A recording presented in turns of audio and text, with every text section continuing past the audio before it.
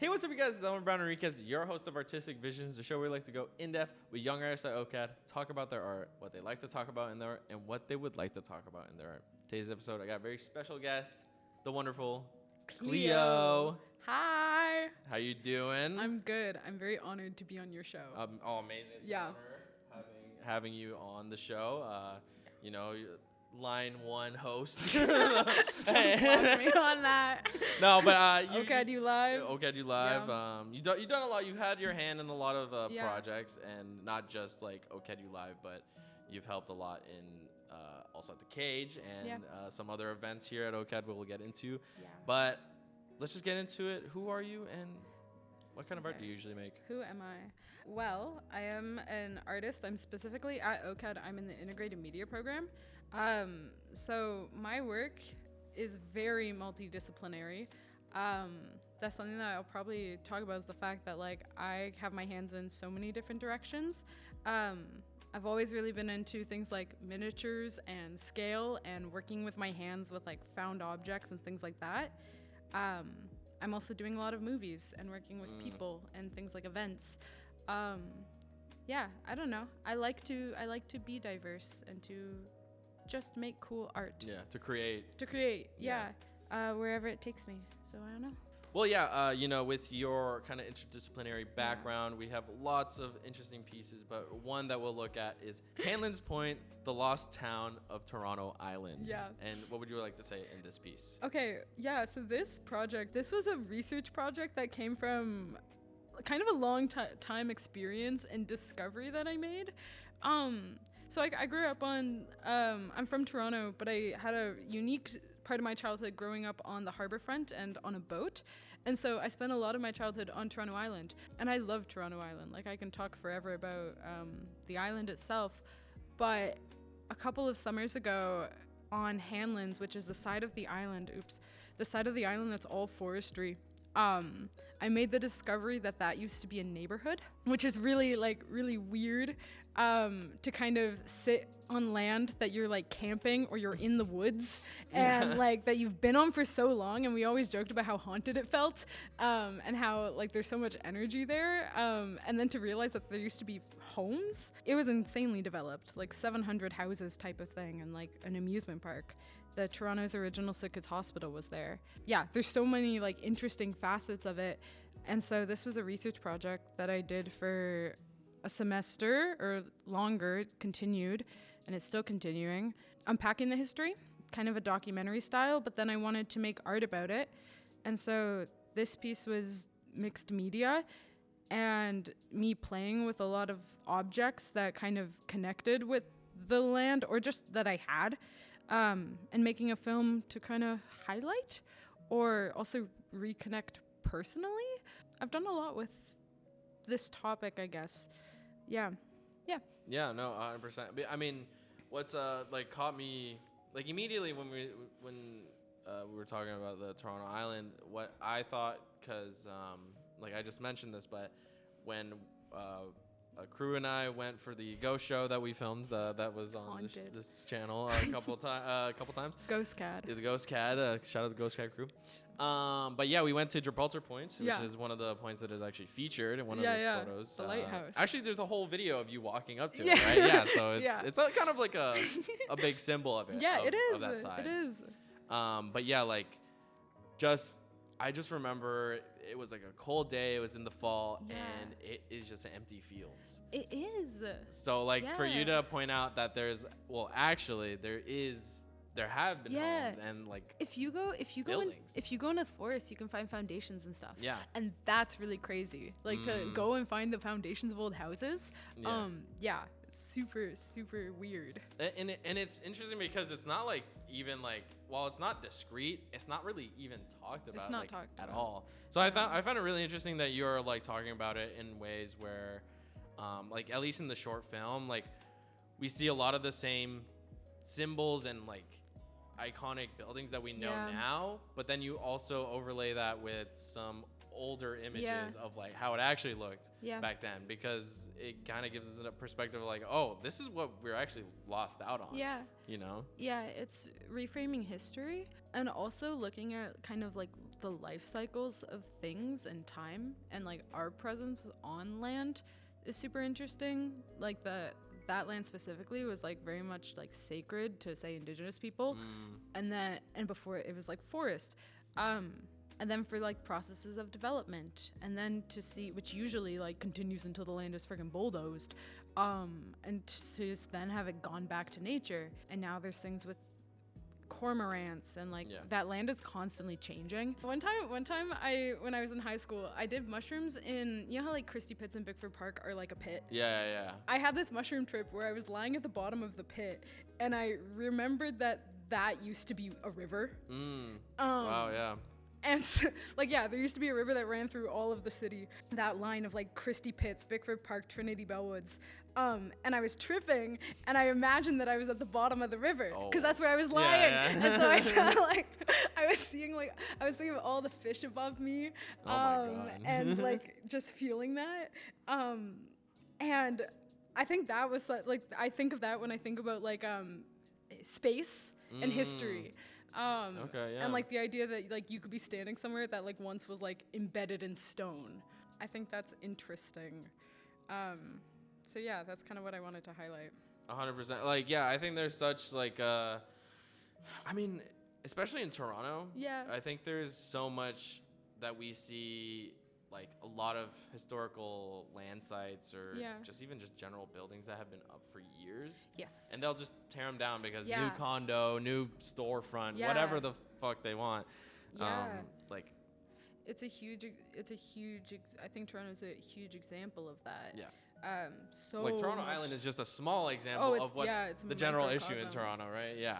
Yeah, development. We're seeing that all across North America and the world, but it's hard seeing our city, especially. Yeah. Yeah. I don't know. But I think there's like a lot of like great moments. I kind of want to ask you a little bit more of like why in this kind of, not necessarily aesthetic, but like more of this method of like kind of tracing over the images and then overlaying, what kind of drew you to doing it that way instead of like maybe an opaque, you know, like a transparent kind of overlaying, but like you did more of like an artistic like rendition kind of. Yeah, I think that was just like, that was maybe an aesthetic choice. I did it on my iPad.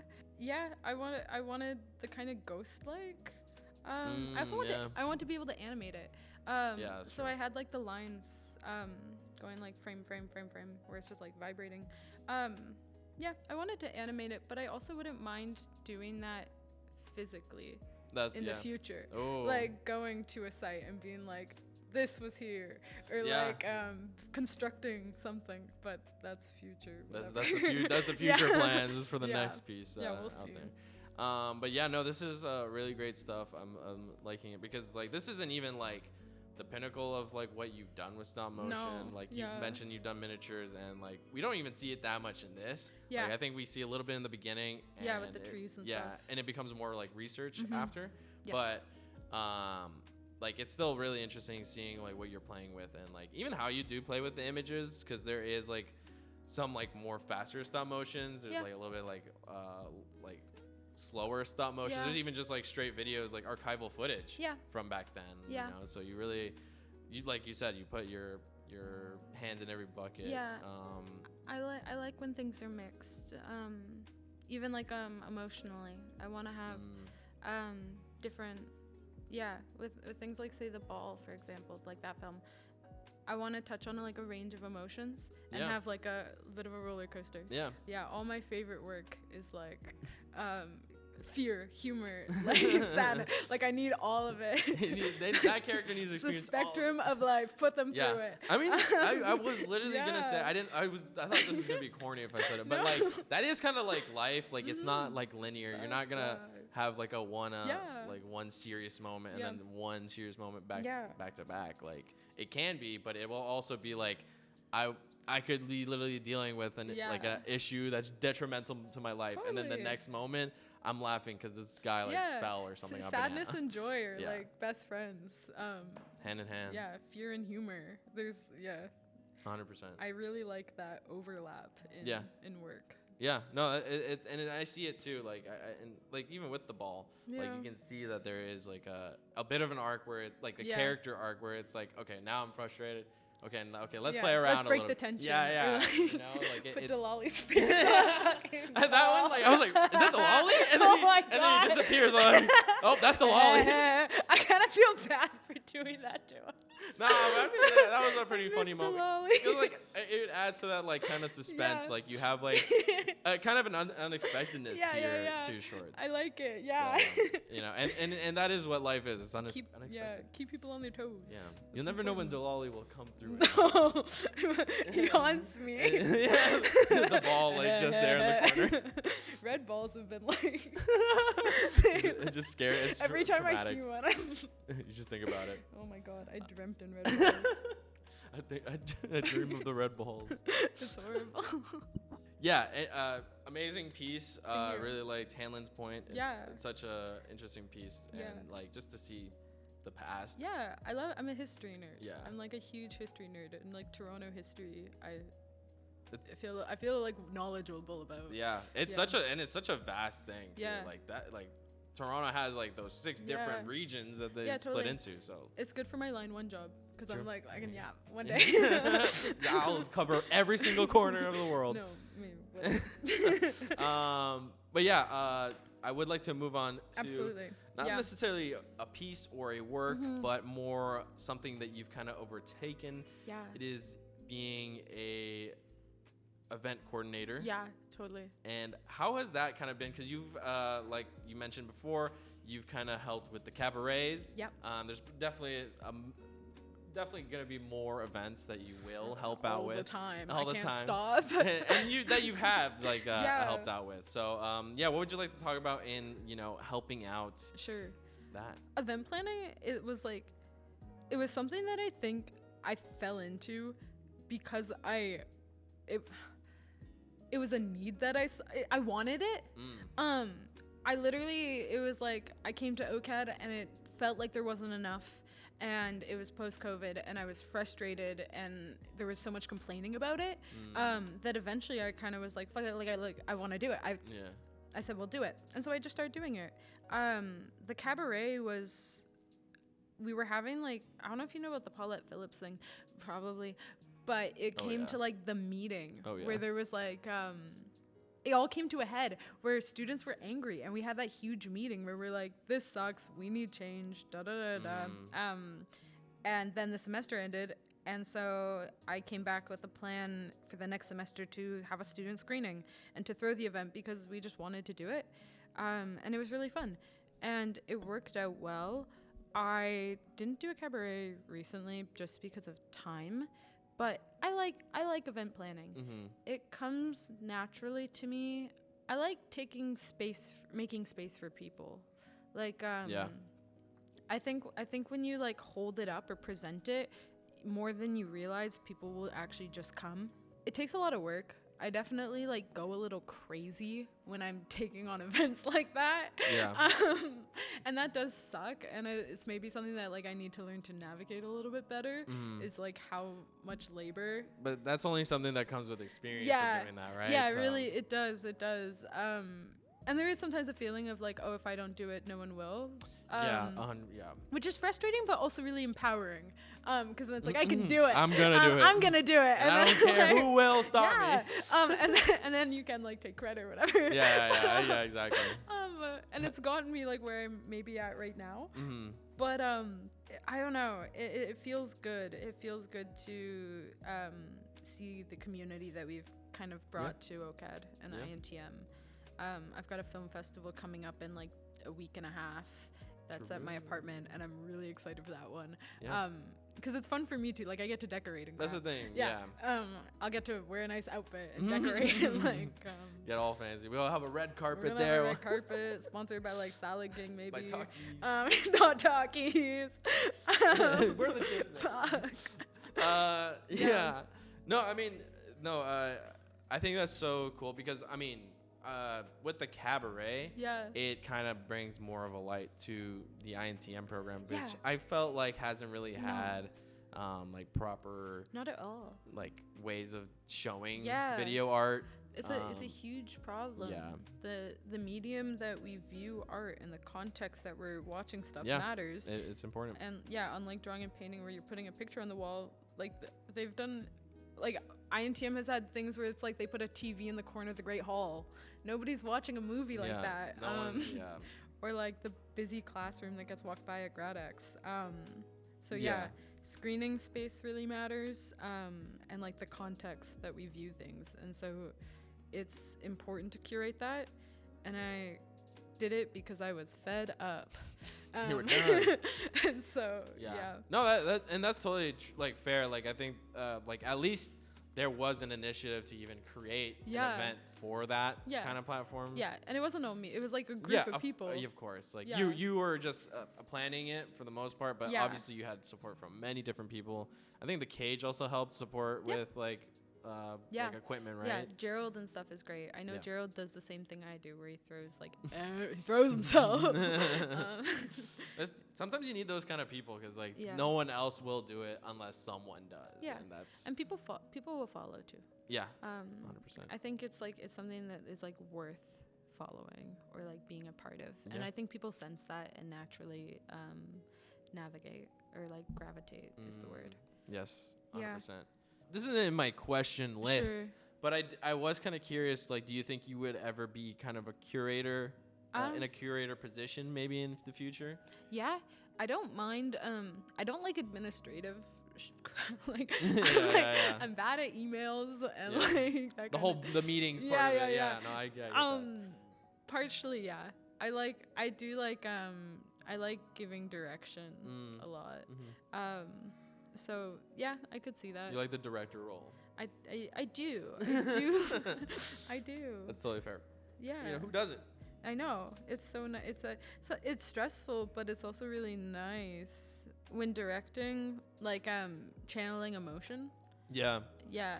I think when on set, I said this the other day. It's like not actually true, but like on set, the emotion of your film or like of the scene should be the emotion that everybody feels on set, which is like really toxic. That could be bad. It could be good. Yeah.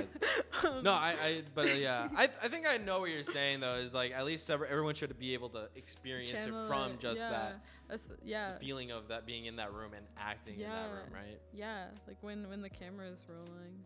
Yeah. If it's a scary scene, everybody should be scared, and that's how. True. Yeah. Everyone should piss their pants. Everyone should piss their pants. Get their diapers on. And I am the most tormenting director.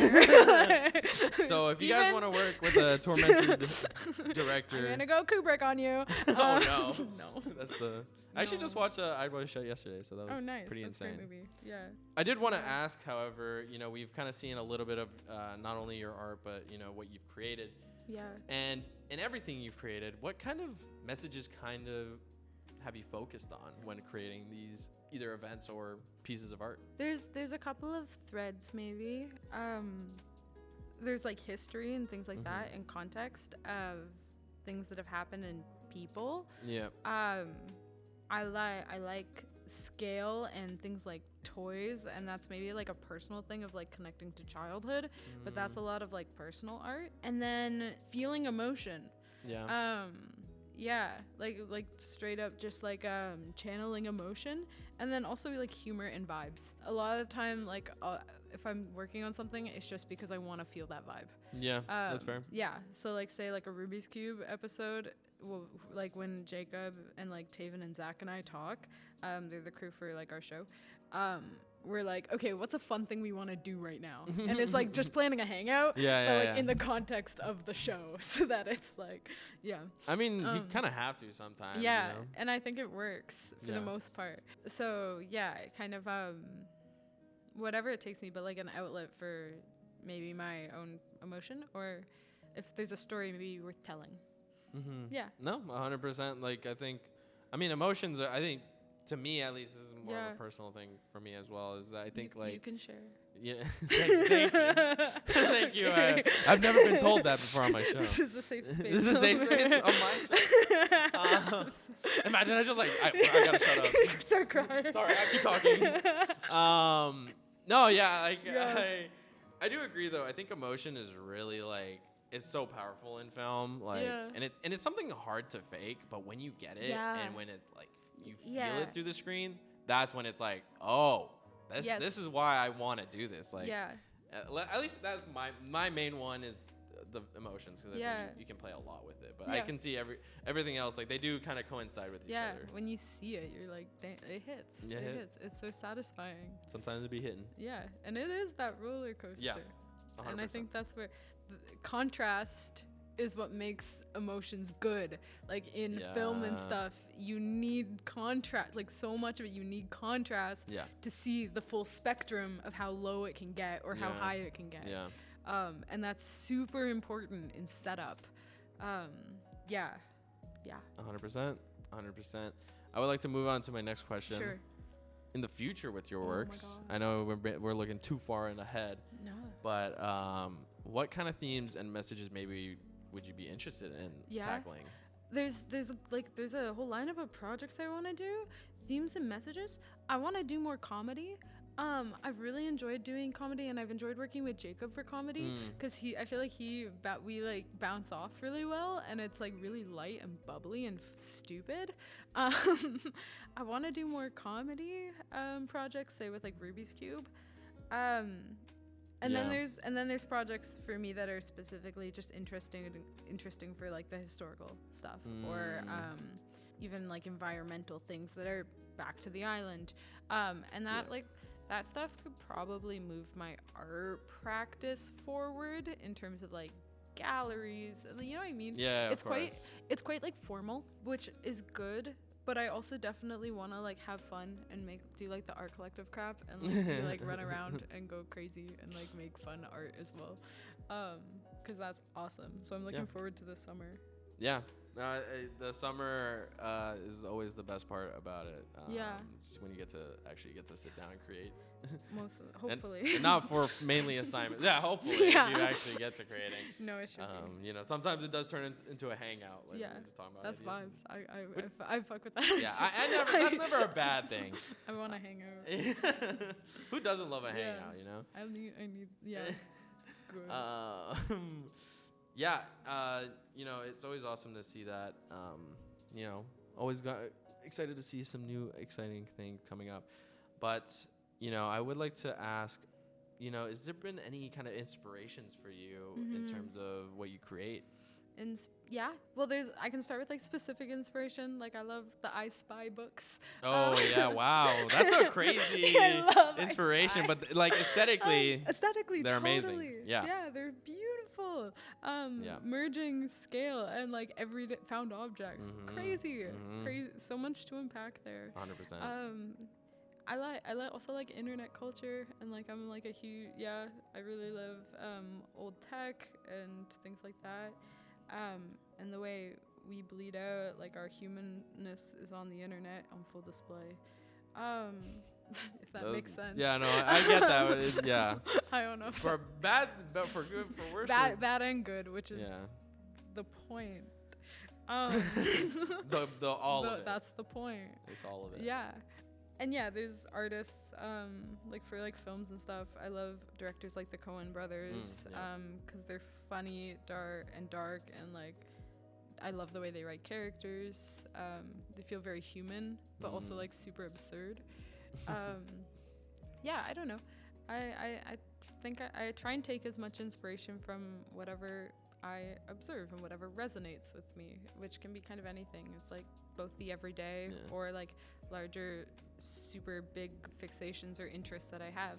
But that's like a very fluid thing. So Yeah, like, you know, I think you on top of everything, because we see in this piece as well, like I feel like you get inspired by it, not even just like works, like it's just everyday objects, like every totally. events and things that are just happening in your life, Yeah. right? Being a person. Being a person, Yeah. experiencing it. Letting yourself. as you should. Maybe. Depends. But yeah, you know, always cool to hear what you're inspired by. But for my last question Sure. of the interview, sadly, It's okay. I will ask you, how has OCAD helped you with how you make Yeah. your art? Oh my gosh, I love OCAD. Not all of it, but I do love OCAD. I